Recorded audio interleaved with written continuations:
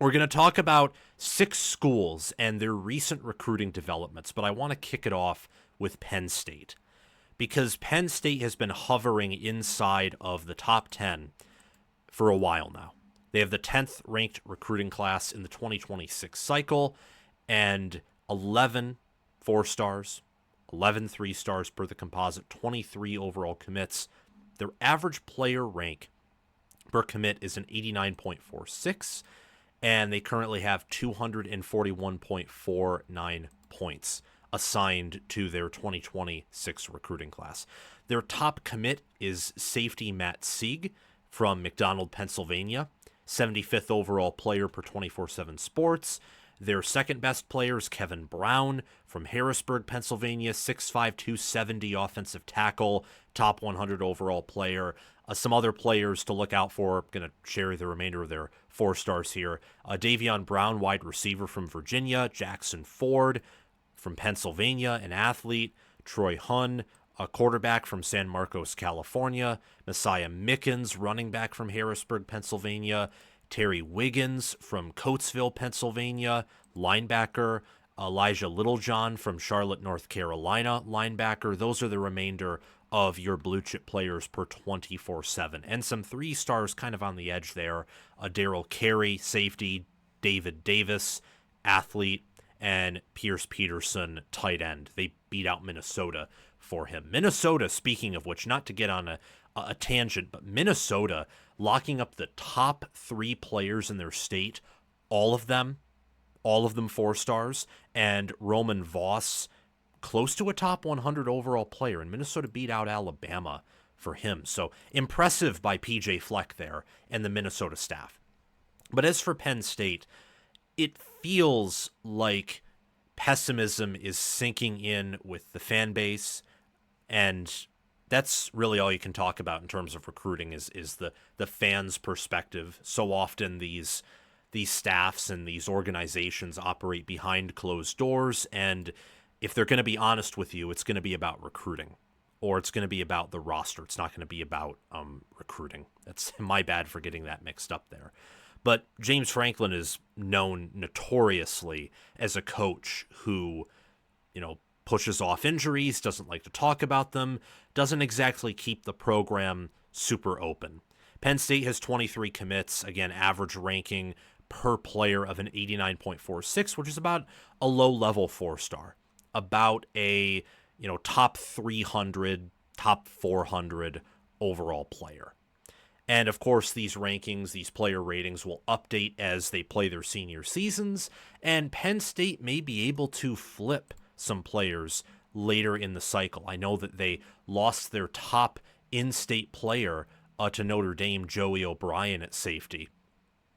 98 overall player, 5-star per 24/7 Sports, 30th best player in the country. Peyton Falzone, who is committed to Penn State, he flipped to Auburn at quarterback, and then Tyler Merrill, interior offensive lineman from Mechanicsburg, Pennsylvania, is also committed to Notre Dame, along with some other players in the state of Pennsylvania. It sounds like former Penn State running backs coach Jajon Sider has been doing a lot of in-state recruiting on behalf of Notre Dame in Pennsylvania territory, in Penn State territory. Penn State still locked up the majority of their best players in Pennsylvania, though, and I wouldn't be shocked if, whether it's Emmanuel Ahianacho, 5-star offensive tackle, or 5-star defensive end Zion Ely, I would not be shocked if one of those Maryland players ended up going to Penn State at the end of this cycle. Not even talking about the portal, like many have joked about with Chop Robinson going to Maryland and then eventually transferring to Penn State. I'm talking about straight up going from being committed to one recruiting class to being committed to Penn State is what I'm talking about here. So there is room for improvement.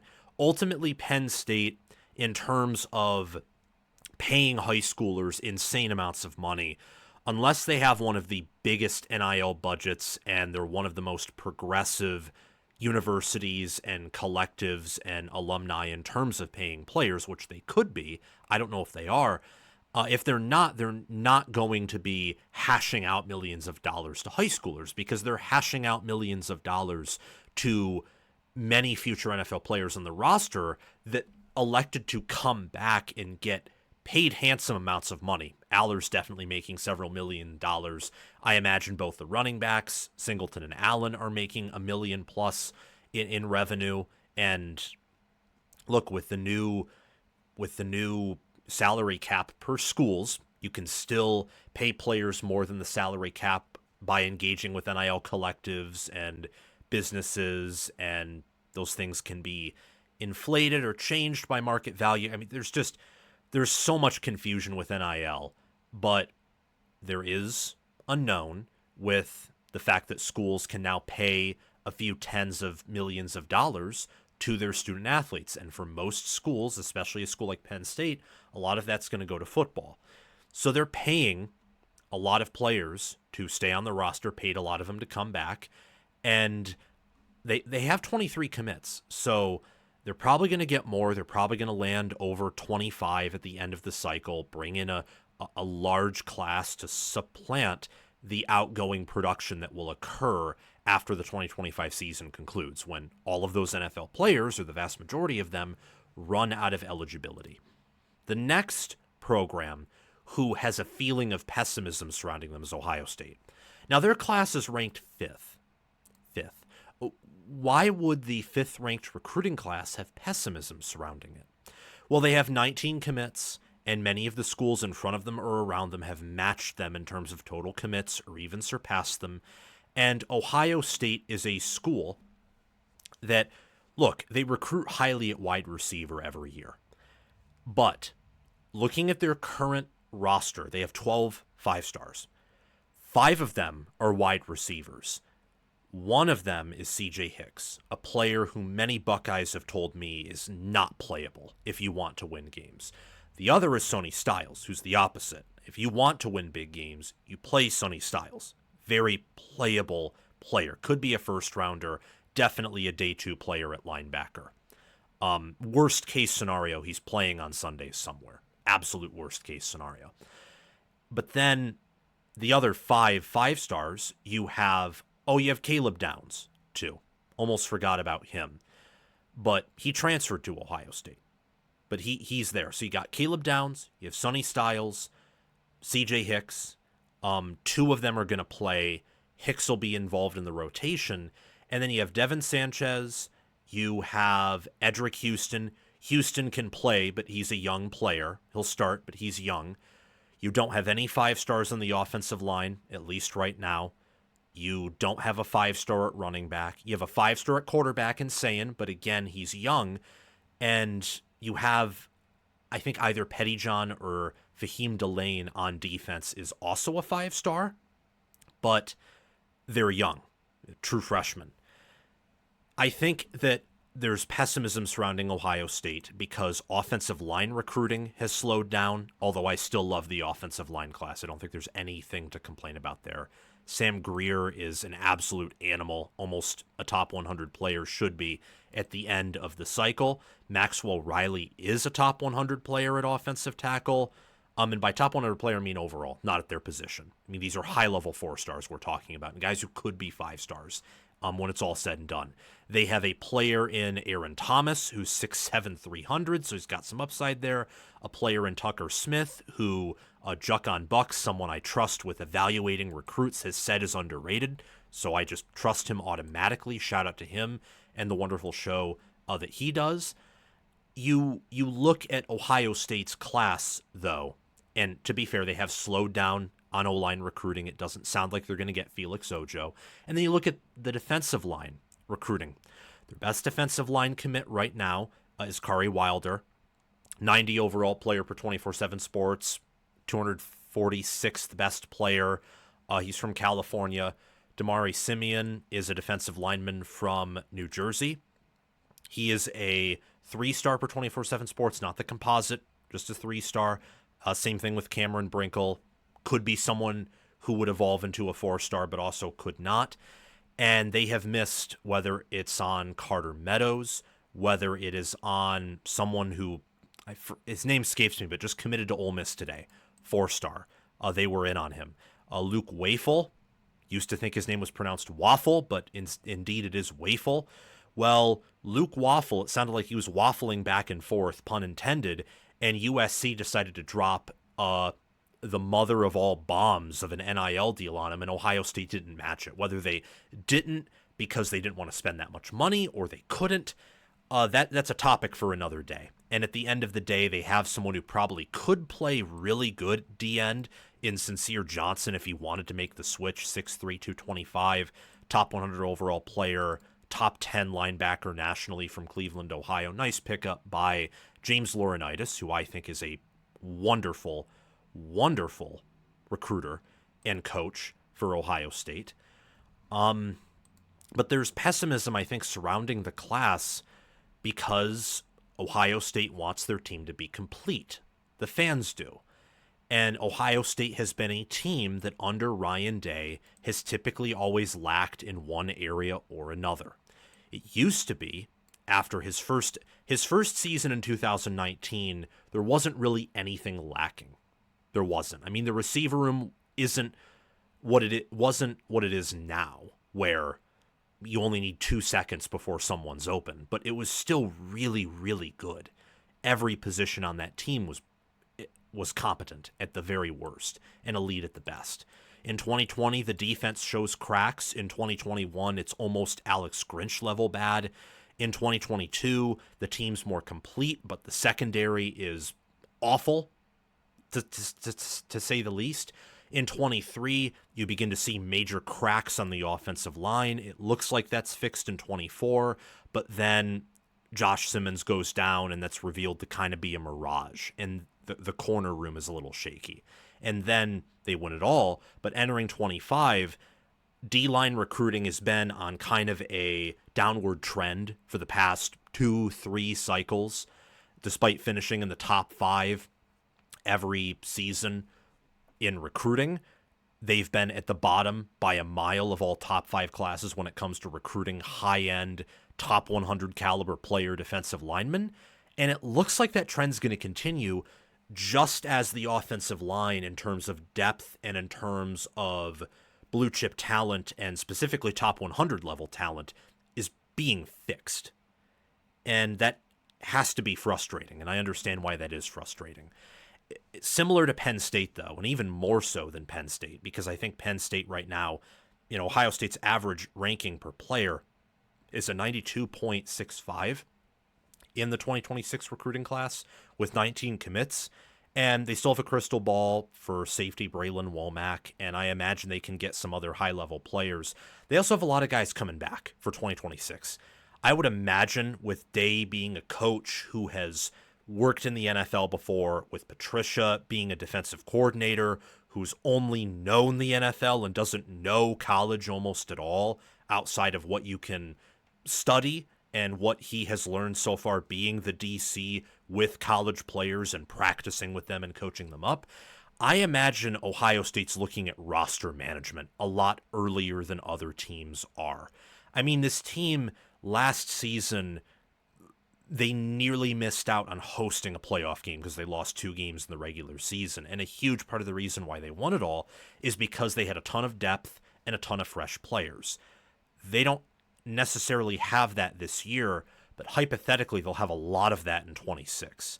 And like in the NFL, where you can have the best coaching staff and some of the best players, but because talent's a little bit more even and because roster continuity isn't what it was, it's never been in the NFL like it was in the 2010s for college football, and it's not going to be that way ever again in college football, probably, at least for a little bit, and by a little bit I mean a decade at best, maybe much more than that, maybe ever. Maybe you'll never have the depth that you had in the 2010s. I imagine Ohio State's kind of having that conversation a little bit, where we can sign a smaller class with some high quality guys, spend a little bit more in the portal entering 2026, and then for the 2027 recruiting class, when we have a lot of guys leaving after that year, when our roster's much older, well, we can sign a huge class then, maybe the number 1 class in America. And even then, Ohio State, it's June. It's going to be July tomorrow. It's June 30th at the time of this recording, but it's the summer. So much can change a lot can change. Flips can happen. Ohio State can maybe pivot towards spending more on certain players. And there you have it. The last thing I'll say about Ohio State before we move on and talk about some teams that have had a more optimistic feel about recruiting in these recent months is that there are no rules in the current NIL landscape. There are, but you can easily skirt them. You can easily skirt them. I mean, Georgia is paying big money. Texas is still paying big money. I know Oregon's still paying big money. We all know that USC paid Mark Bowman essentially Bryce Underwood money, and Underwood is worth more than Mark Bowman. And I can only imagine what USC has paid other players. It was reported they paid Wafel around $2 million per year, and he's not a 5-star defensive end. All I'm saying is if all of those schools are doing that, they know something. They know something. They know there is a loophole. They know, or several loopholes plural. They know that they can either skirt the intended rules or skirt the rules, or that these rules aren't enforceable, or that they don't really exist at all. If what I'm hearing from people, whether it's Ohio State fans on X, or whether it's, Berm, one of their beat writers, and some other people close to him who've relayed what he said publicly, that's bad. That's not good at all. That is taking out a 12-gauge shotgun, which Ohio State has a plethora of them because they're loaded, they're rich. I mean, they are, and taking all factors in, they are the program in the Big Ten outside of maybe USC, maybe Michigan, maybe Oregon. Those are maybes.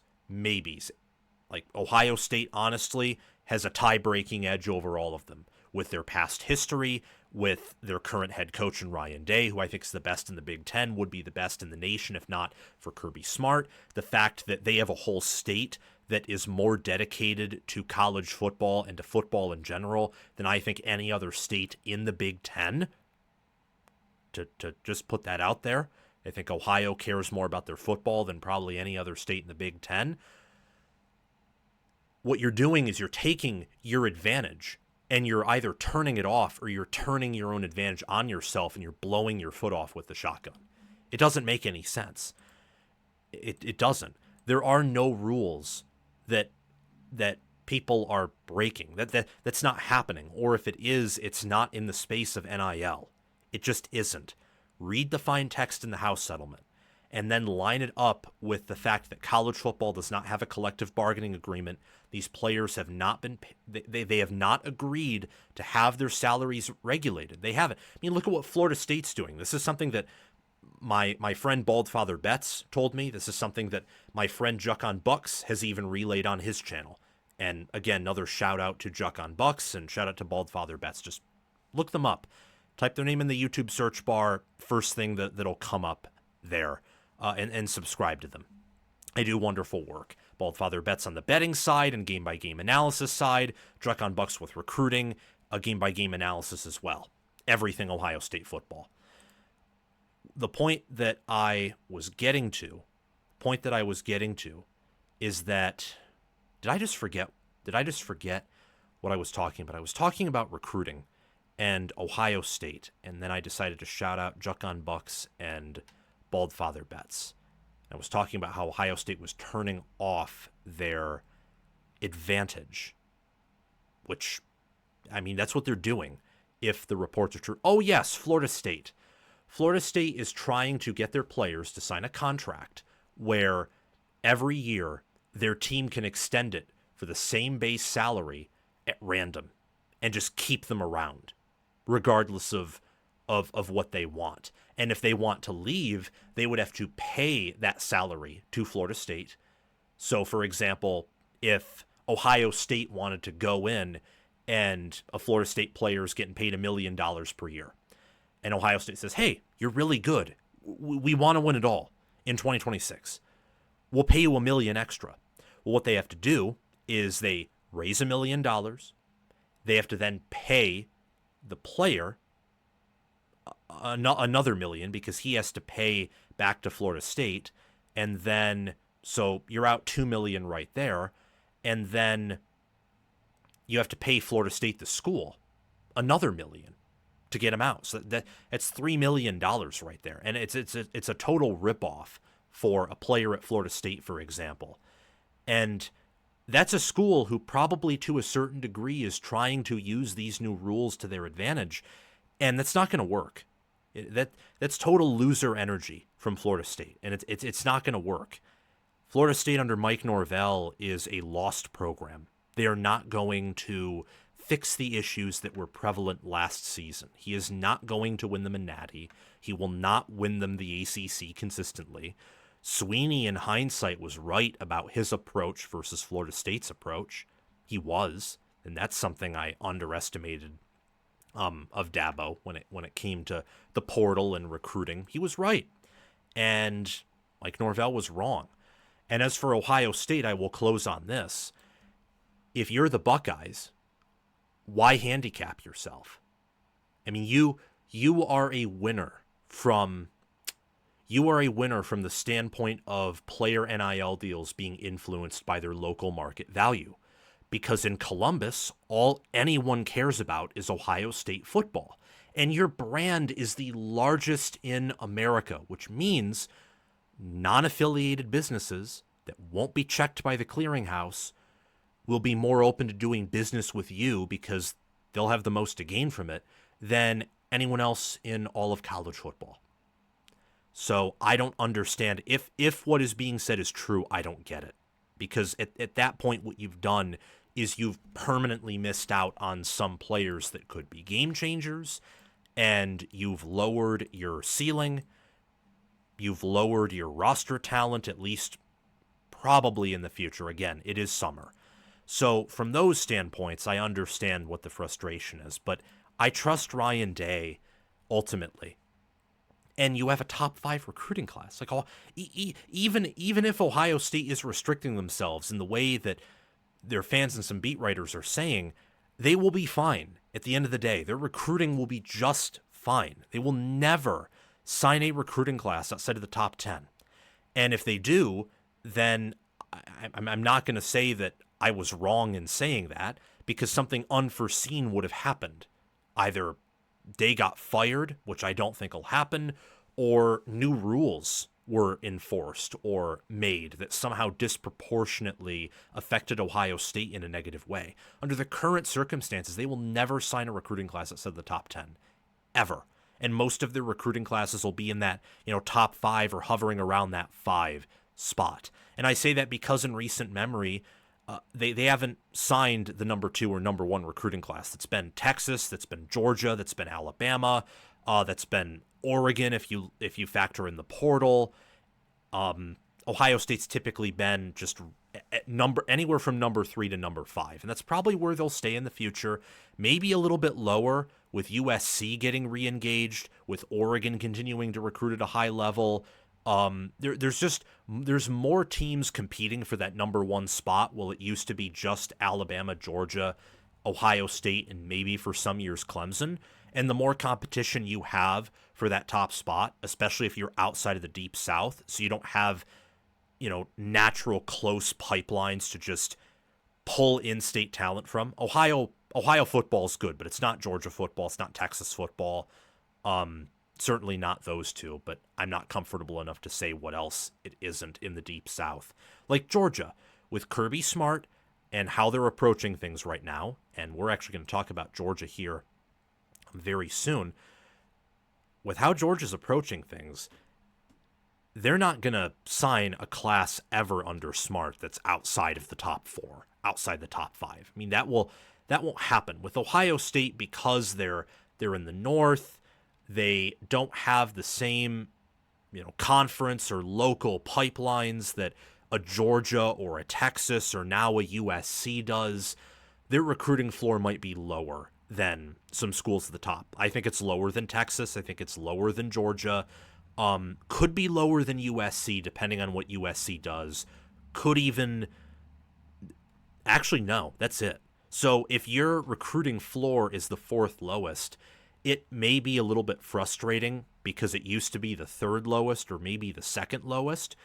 but you're still recruiting top 5 every year, and you have the coach to win it all and be in the contention to win it all every year. I made a tweet about that, and people got mad at it for some reason. The tweet was basically saying, with how NIL's going and with how many teams are fighting for that number 1 spot, your Georgias, Alabamas, and Ohio States are going to have much lower recruiting floors than they used to. By much lower, I mean instead of being guaranteed a top 3 class every year, you're maybe guaranteed a top 6 class, which is lower.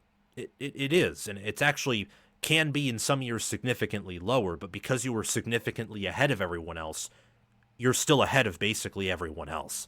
For Georgia, I might have to even recant that because they have the number 2 recruiting class right now, a 5-star, 17 4-stars, 6 3-stars, 25 commits, and an average player rank per commit of a 92.2. It absolutely bananas. It's crazy.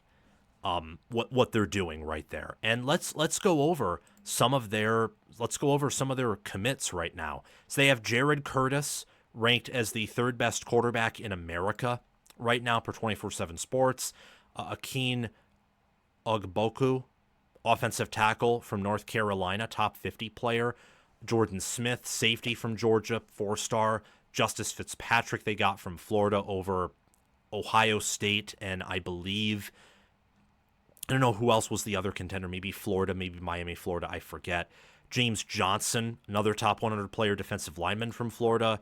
Caden Harris, corner from Tennessee. All these players so far that I've named are top 100 players.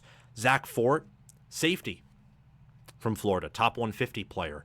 Pierre Dean, Jay Lamar, Kamari Brooks, Chase Calicut, Shadarius Tootle, Lincoln Keys. All of these players I just named are 4-stars or better per 24/7. And then Craig Dandridge, Graham Houston, Carter Lucky are some players who could probably contend for 4-star status at the end of the cycle. And I just got so invested with Ohio State recruiting there for a minute that I brushed past some of their top commits, but we all know about Chris Henry Jr., probably 6'6" now, well over 200 pounds. He's going to be a beast. He should be a 5-star right now. I don't get why he's only the 38th ranked player. They got Blaine Bradford, Caden Dixon Wyatt, Maxwell Riley, Simeon Caldwell, Jordan Thomas, Jacob Witherspoon. We already talked about Sam Greer, Maxwell Riley, and Sincere Johnson. Jaden Ricketts, Kari Wilder. Favor Aki is someone who's not quite a 4-star player per 24/7 Sports yet, but he should be after his senior season is played out in Delaware, Ohio. But back to Georgia.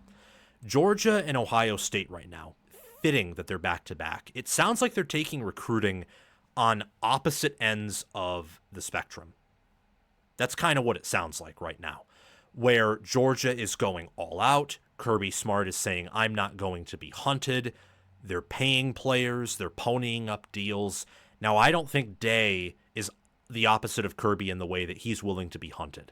That's not what I'm saying. What I'm saying is that there is a different approach being taken in how they are recruiting.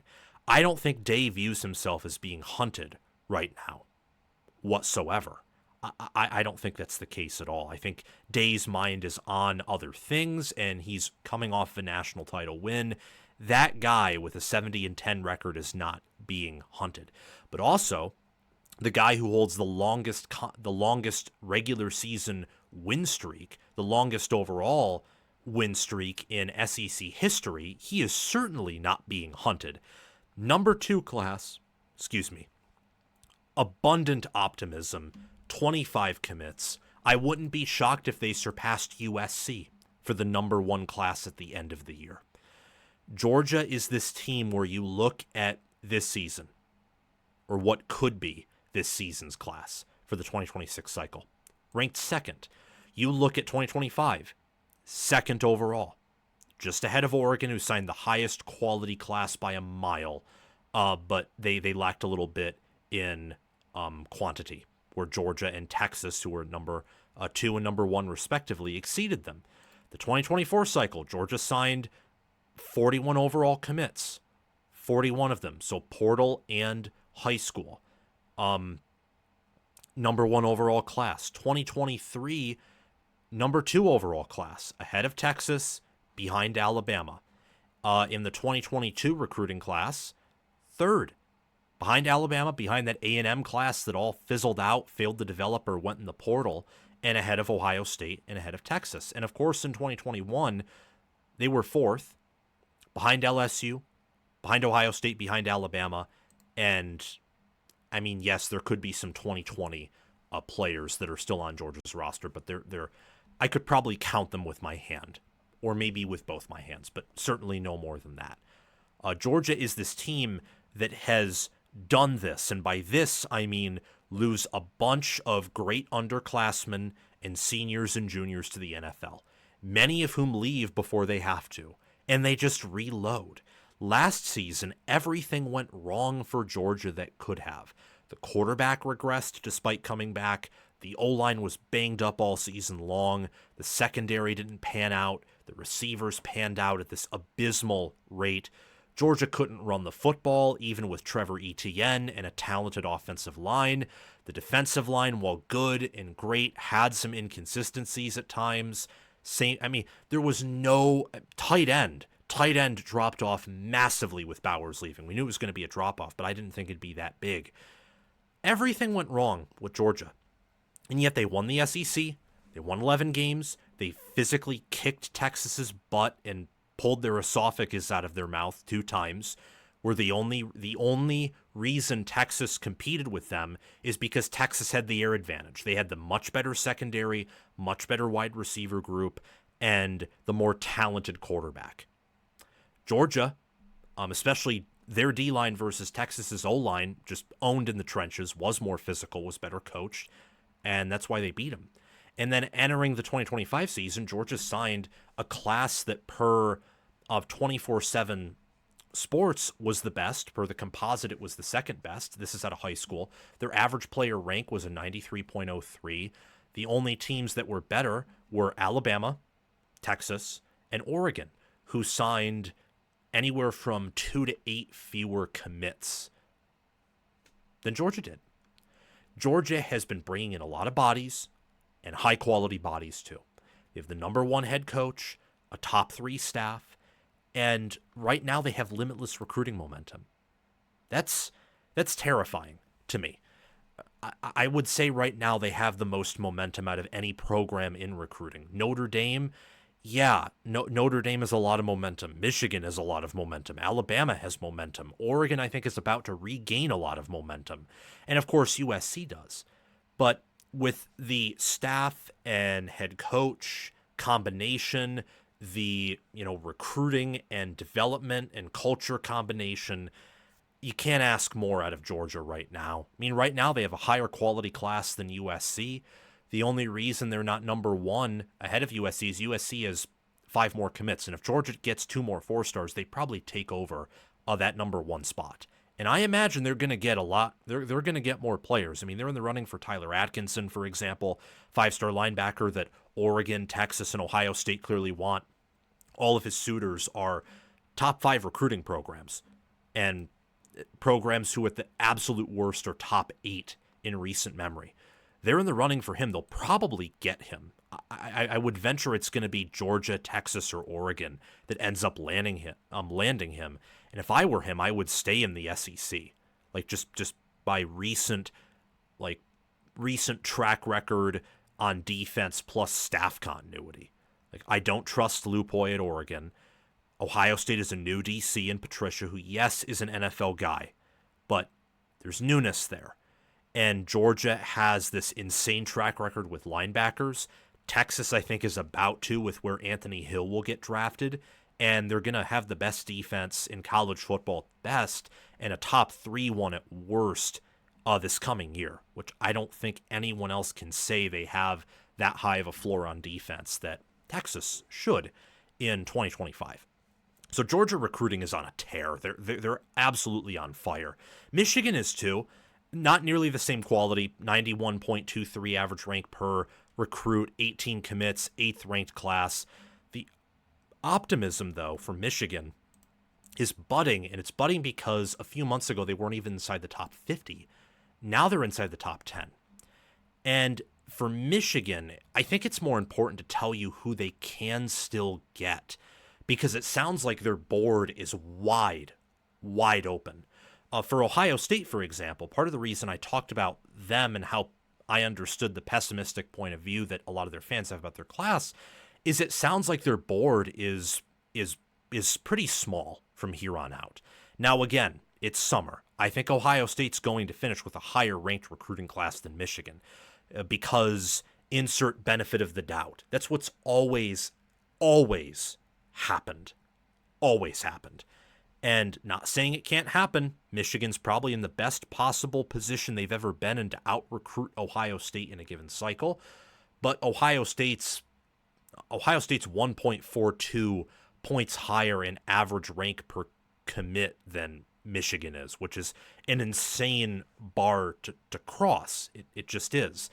And they have an additional commit, and they have better pipelines. And after last season, they have a better recent history. If Michigan wanted to say they had the better recent history, they would have had to win an additional game or two, or at least reach the playoff last season. But this class it's wonderful. It's a great class right now. It actually says it's ranked 9th, so I think Alabama just got a commit in the last few minutes or an hour. But Carter Meadows, they got yesterday. Top 50 overall player. Zion Robinson, top 100 wide receiver from Texas, who they have.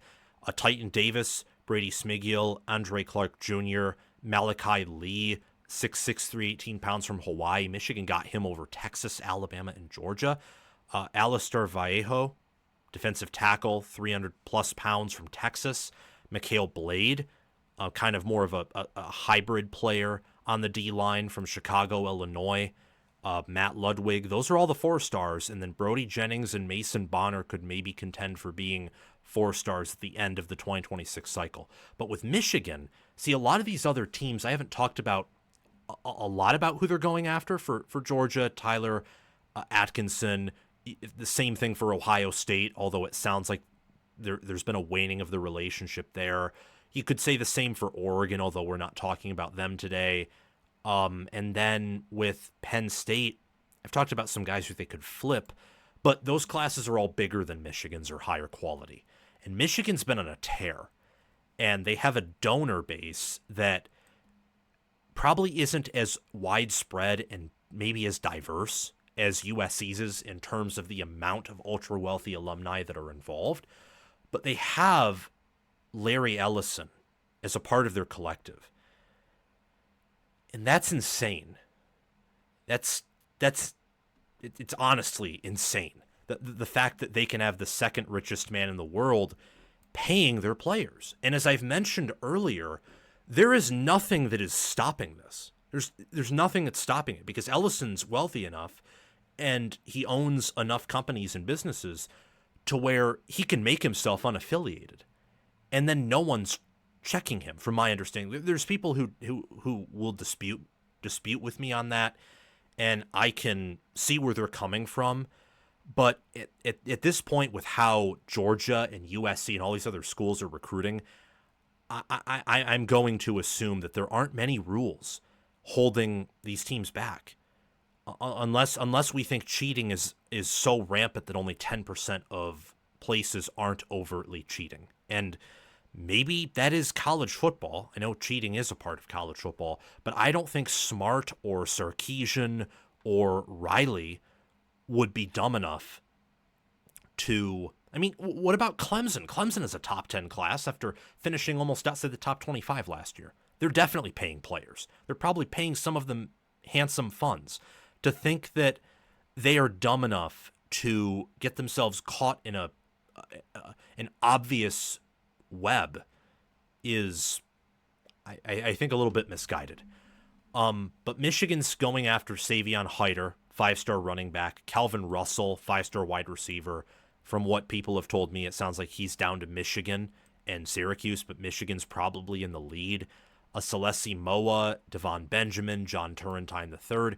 These are all players who are top 100. Braden Rouse. If they just land half of them, this is guaranteed to be a top 10 class, and a class that may be higher than that in terms of average player quality. Sharon Moore has established himself as certainly a better recruiter than Jim Harbaugh. Now, better head coach? No, absolutely not. Better game manager? Absolutely not. he has a lot to prove on the field, but off the field, he's attracting the right energy. He's making the correct relationships. I think that him and his staff are doing a good job of making offers to players, and they've done it consistently enough this year and last year to where I think they can afford to pay players, whether they match market value or go over market value. If you're Michigan, with the fact that, look, recently you are not Georgia, you are not Ohio State, you are not Alabama. Past 4 years you are, because you won it all, won the Big Ten 3 times. But beyond that, and many of these players watched football and their parents have watched football long before Michigan went on that impressive run. You are not those teams. You aren't. I mean, in recent history, you are not even Oregon. In the 21st century, you are Wisconsin. That's what you are. You are Penn State. Well, Wisconsin's probably too harsh, but I think you get the point. They have not had seasons like Michigan did in 2014 or 2009. They haven't. So, in understanding that, for Michigan to recruit at a high level, they have to be go-getters on the trail, and I think that this staff is, and you probably have to overpay a little bit. In order to get, someone to commit to you over Ohio State, and you're both fiercely battling there, you have to offer more than Ohio State does. Maybe with some exceptions, because there are recent developments that show at some positions Michigan's better at developing than Ohio State is. They've had more success there, like the entirety of the D line. But for most positions, an Alabama, Ohio State, or Georgia has developed either better than you over the previous 10 years, 15, and that's what a lot of these parents are looking at. Kids too, because they're still young, looking for advice. And they don't know what the punishments will look like, and you just went 8-5 last year. So the fact that Michigan's recruiting this well, I think, is impressive and shows that at least for off the field things, they have what they need to be. They have what they need to have in order. And then we got Notre Dame recruiting. Their class rank is 3rd. There's a lot of budding optimism within Notre Dame recruiting. Tons of it. Excuse me there. A lot of optimism. 22 commits, 92.46 average per commit. They were the number 2 class until a few days ago when Georgia got more commits and caught up to Notre Dame's quality. But they have Rodney Dunham, 5-star edge, Joey O'Brien, 5-star safety, Kari Adams, Ian Premer, Javion Osborne, Aiden Pouncey, Jonas Walton, Thomas Davis Jr., Noah Grubbs, Gregory Patrick, Bubba Frazier, Tyler Merrill, Ebenezer Iwatadi. Those are all 4 stars or higher, and then Jacoby Clapper, Ben Nichols, Grayson McKeough. Those are some players who could level up into the 4-star range by the end of their senior season for 2025 high school football. I don't know where this class is going to go from here. I kind of feel like this is a pretty complete class for Notre Dame. Just looking at their prospects per the 24/7 Sports board, it looks like they have everyone they want with the exception of Elijah Golden and Noah Clark, defensive linemen from Florida and North Carolina, respectively. But it feels like they have basically all the high-level players that they would want to have. I'm curious to see if they'll be able to hold on to all of those players. I imagine they'll hold on to 90-95% of them, but it'd be interesting to see if a little bit of what happened last year happened to them again, where they lose a top-end player or maybe 2 or 3, and they get bumped down in the standings, still finishing with a great class, but missing out on an elite class. Freeman's recruiting at a high level. They're developing at a high level. I love the staff that Notre Dame has.